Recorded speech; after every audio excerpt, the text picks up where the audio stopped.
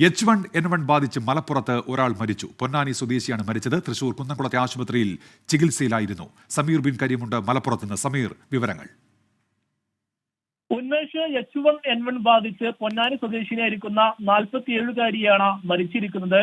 സൈഫുന്നീസ എന്ന് പറയുന്ന സ്ത്രീ കുന്നംകുളത്തെ സ്വകാര്യ ആശുപത്രി ചികിത്സയിൽ കഴിയവെയാണ് ഇന്ന് രാവിലെ മരണം സംഭവിച്ചിരിക്കുന്നത്.